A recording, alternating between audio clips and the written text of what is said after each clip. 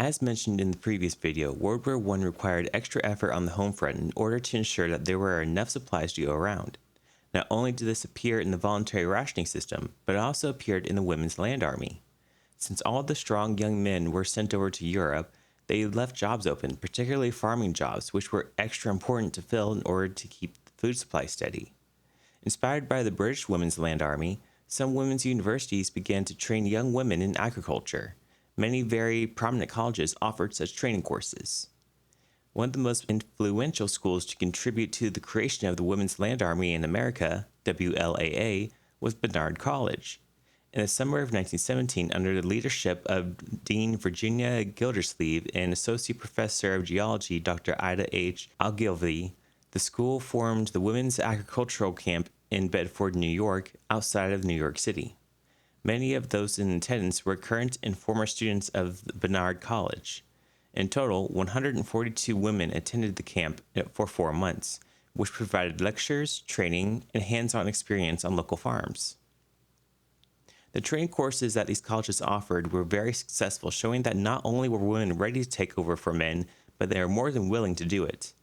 In December of 1917, just a few months after the U.S. entered the war, the Women's Land Army of America, WLAA, was officially established with Harriet Stanton Blatch as director. Blatch, daughter of suffrage leader Elizabeth Cady Stanton, was not only a successful author, but was also a suffragette and key figure in women's rights activism at the time. In fact, many organizers and general members of the WLAA were also members of the women's suffrage movement, heavily tying the WLAA with women's suffrage.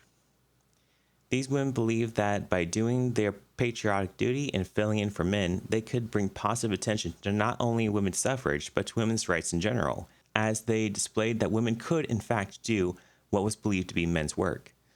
And if women could contribute to society the same that men could, they deserved equal rights and treatment. WLAA spread rapidly across the U.S., establishing official locations in 40 states as well as the District of Columbia. And an estimated 15,000 to 20,000 women made up this army. While this group was well organized and President Wilson spoke favorably of it, it never received government funding, meaning that the training was not free, and the vast majority of the funding for the WLAA came from private donations, mostly from women's groups. As for the women working the land, rest assured that they were paid for their labor despite the lack of federal funding. If a farm wanted to employ members of the WLAA, they had to ensure that these women worked an 8-hour day and were given the same wages as male farmhands. At first, many farmers were reluctant to hire these women. Could upper and middle class women from the city really do the job as well as rural men could? Could they cope with the hard labor and working conditions? But as the word took more and more men, many farms did employ these women who proved that yes, they could. These very farms, in most cases, were only able to survive because of these women who not only stood up when their country needed them, but demanded that they receive respect and proper treatment too. Once the war came to the end, the funding became less reliable. The WLAA's future was uncertain.